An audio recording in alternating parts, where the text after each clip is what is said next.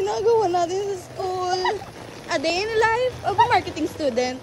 Pakita mo yung cutics. Sabi po ni Liza, correction tape daw yung ginagamit. Kuya nga. Grabe. Ay, ikaw ba nagsabi nun? Oo, ikaw nga. Kasi kahapon nasa cafe kami. Tapos nakita niya. Sabi, Naalala ko lang, grabe. CR daw.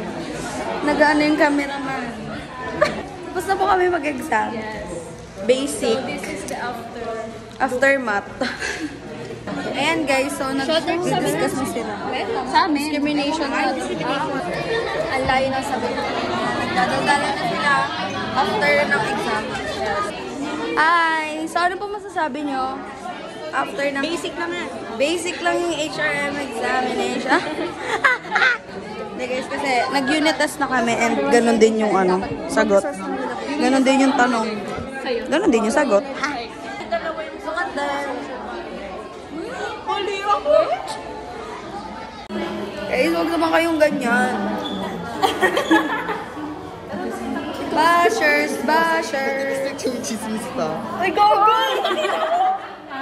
Parang mawaan mo. Bashers. Bashers, bashers. Si ano? O ano, assembly ng scholars. So guys, we got our ticket. Ticket secured! Oh my gosh! Concert pala. Yes! Follow! Fate. Iba-iba pala! Iba-ibang concert! Makikita ko na si Mingyu!